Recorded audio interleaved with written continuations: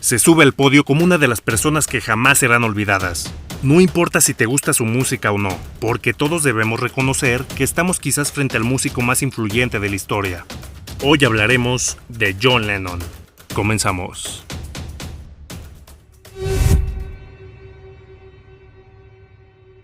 Para comenzar esta historia, nos remontaremos a 1940, cuando el mundo, específicamente los países primermundistas, estaban involucrados en la peor guerra que el mundo haya visto.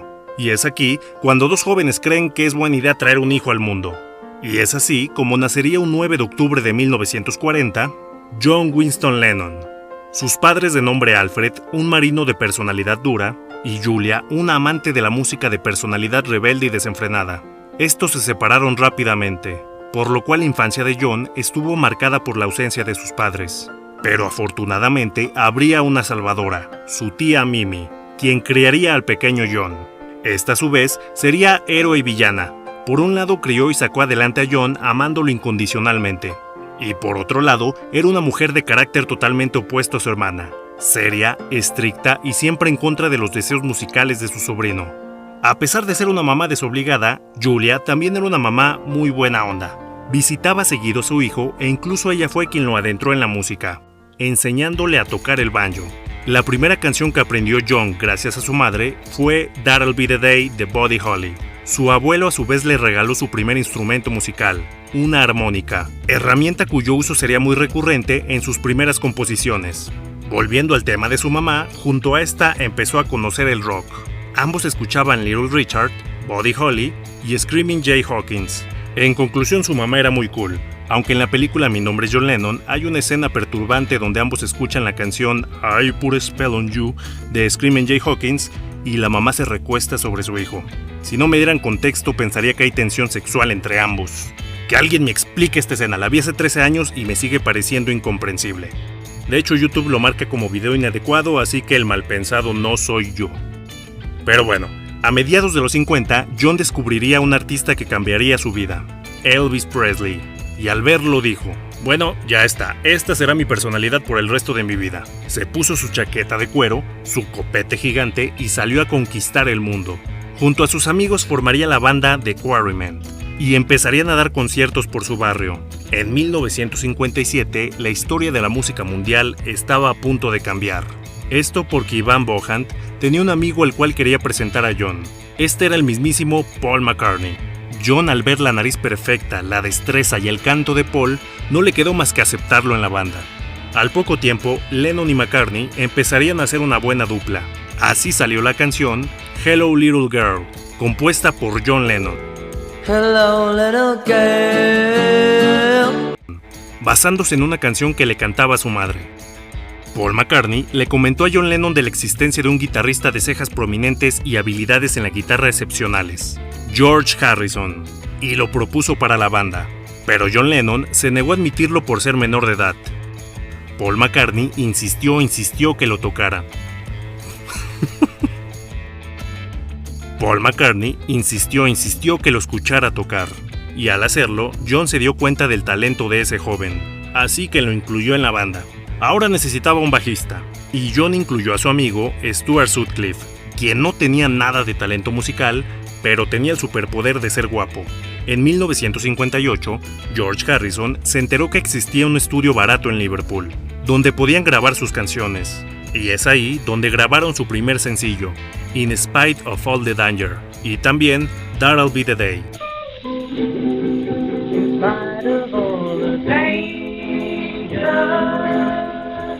Todo era felicidad para John Lennon, pero la tragedia llegó a su vida. Su mamá fallecería atropellada con tan solo 44 años de edad. Esto hizo que su amistad con Paul McCartney se hiciera más unida, ya que este último también había perdido a su madre años atrás. En 1959, por fin nacerían las primeras composiciones Lennon-McCartney, Love of the Loved, de John Lennon, y Like Dreamers Do, de Paul McCartney, un rolononón. Si no lo han escuchado, háganlo. Bueno, a mí sí me gusta.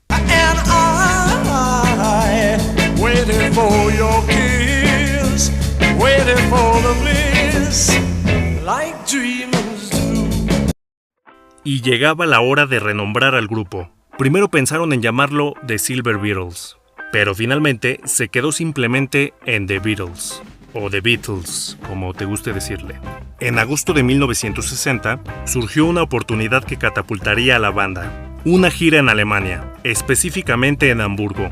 Esta consistiría de 50 conciertos. Obviamente John aceptó a pesar de que su tía Mimi no estaba de acuerdo, aunque se dieron cuenta que les faltaba un baterista. Y es aquí cuando se integró a la banda Pete Best. Y si quieres saber un poco más sobre este baterista, por aquí te dejo un video para que contemples la miseria de un hombre sacado de una banda que se convertiría en la más influyente de la historia. Estuvo a nada de ser millonario y se quedó pobre. Durante esta gira hicieron de todo. Cantaron, se emborracharon, se drogaron, quemaron un condón en su hotel, durmieron en una sala de cine, George Harrison perdió su virginidad, Paul y Pete espiaron a George Harrison perdiendo su virginidad y todos fueron deportados. A pesar de esto, fue una gran experiencia y repetirían 2 giras más, una en 1961 y otra en 1962. Realmente estas experiencias hicieron que su estilo musical madurara. De regreso ya en Inglaterra, John Lennon se casó con Cynthia Powell en agosto de 1962, y por estas fechas comenzaron a tocar en The Cavern.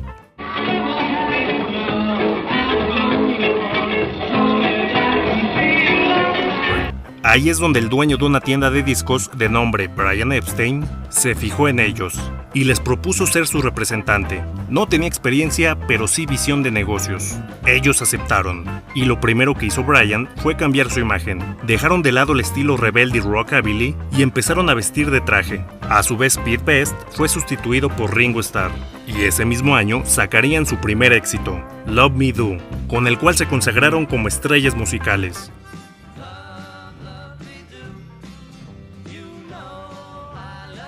En 1963, John Lennon tuvo su primer hijo de nombre Julian, nombrado en homenaje a su mamá, aunque Brian Epstein ocultó este hecho ya que pensó que podría afectar la popularidad de John con las muchachonas. Sacaron su primer disco llamado With the Beatles, y en 1964 cruzaron el Océano Atlántico para llegar a Estados Unidos, donde fueron recibidos por miles de fans en el aeropuerto, y debutaron en el show de Ed Sullivan, con una audiencia de 73 millones de personas. Con el paso del tiempo llegarían más discos y éxitos. También comenzaron a realizar giras y cine, y fueron nombrados caballeros de la Orden Británica. Su éxito era tan grande que ya se había vuelto misión imposible dar conciertos en vivo. La gente, específicamente las mujeres, se abarrotaban sobre ellos. Ante el agobio de ser un Beatle, John compuso uno de sus mayores éxitos, Help.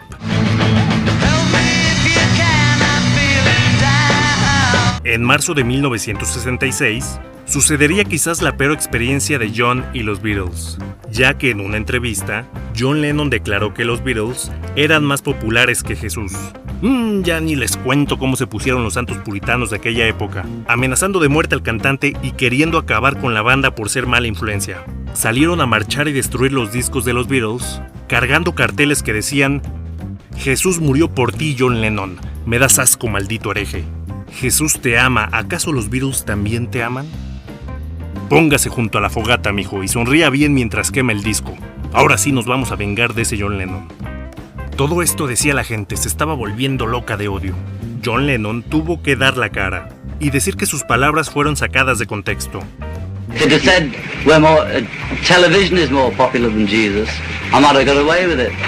But as I just happened to be talking to a friend, I used the word Beatles as a remote thing, not as what I think, as Beatles as though those other Beatles like other people see us. I just said they are having more influence on kids and things than anything else, including Jesus, but I said it in that way. Esta historia da para un video entero, así que quizás lo haga, o quizás no, depende de mi hueva.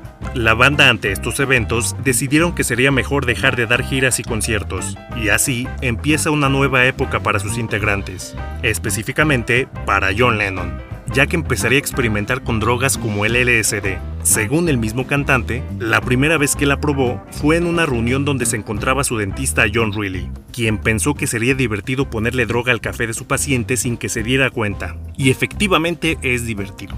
Y pues así fue. Por culpa de su dentista es que John Lennon se nos alocó. También por esta época llegaría Yoko Ono a la vida del Beatle. En 1967, una noticia sacudiría a la agrupación: la muerte de su representante, Brian Epstein, con tan solo 33 años de edad. Con la muerte de este, John empezó a alejarse poco a poco del grupo. Muestra de esto fue que el vocalista empezó a participar en películas. Y finalmente ocurrió lo peor. John se enamoró de Yoko Ono. Juntos crearon 3 álbumes experimentales. Y en 1969, John Lennon abandona a los Beatles, dando por finalizado una era musical. Aún así, alcanzaron a terminar 2 discos: Abbey Road, de 1969, y Let It Be, de 1970. Las razones del abandono a la agrupación fue su relación con Yoko Ono, la muerte de Brian Epstein, pero también roces con Paul McCartney, ya que este cada vez adquiría más poder dentro de la banda, al punto que muchos consideran a Paul el verdadero líder de la agrupación. Una vez fuera del grupo, y después de hacer arder a la sociedad conservadora con su música de rock, echarse encima a todos los cristianos y destrozar la mejor banda del mundo, John Lennon decidió hacer la paz. Y así empieza una nueva época, marcada por el activismo. Su voz se convirtió en un grito de revolución. Criticaba la violencia que regía al mundo, y a sus líderes, a quienes tachaba de locos. Su música adquirió un nuevo significado al sacar a la luz Imagine, canción que se convirtió en un himno del pacifismo. En agosto de 1971, John y Yoko se mudan a Nueva York, y su propaganda contra la guerra y críticas al gobierno estadounidense hicieron que se convirtiera en un invitado incómodo del país. Incluso Richard Nixon intentó deportarlo varias veces. Al no poder hacerlo, tuvo que conformarse con negarle el estatus de residente permanente. En 1973 sucedió algo que pocos saben. John y Yoko terminaron su relación momentáneamente, por lo cual John Lennon, siguiendo sus fetiches con mujeres asiáticas, empezó a salir con May Pang. Pero al poco tiempo volvería con Yoko Ono, y procrearon un nuevo hijo, por lo cual el cantante abandonó su actividad musical para sumergirse en su rol de padre, en compensación que al pobre Julian ni lo peló. En 1980 volvería a la actividad con su single Like Starting Over y su disco Double Fantasy. John y Yoko grabaron material para un futuro álbum de nombre Milk and Honey, lanzado en 1984, álbum el cual tristemente el cantante no pudo ver finalizado, ya que el 8 de diciembre de 1980, John Lennon sería asesinado en las afueras del edificio Dakota por Mark David Chapman, persona a quien horas antes le había firmado un autógrafo en su disco de Double Fantasy. 5 impactos de arma recibió en la espalda el cantante, acabando casi instantáneamente con su vida. Es así como se cierra un capítulo de la historia musical, el fin de un cantante que marcó era, el cual influyó en los corazones de millones de personas alrededor del mundo. Su partida estuvo llena de shock y lágrimas. Nadie creía que John Lennon ya no estuviera en este mundo. El Beatle siempre tuvo una personalidad diferente, valiente, irreverente y carismática. Con su música y sentido del humor, conquistó al mundo. Una persona que vino desde abajo, una persona que tuvo una visión y trabajó hasta conseguirla. Hasta la fecha es recordado como un grande, que independientemente de los gustos musicales que tengas, no podemos negar que quizás es el músico más influyente de todos los tiempos. Homenajes a su persona sobran, pero a mi parecer, el más emotivo fue aquel realizado en las Olimpiadas de Londres 2012, donde cientos de niños coreaban al unísono la canción Imagine, mientras formaban un rostro gigante, el rostro de John Lennon. Con este acto, se reconocía en el evento más importante del mundo a un músico que llegó para cambiar la historia.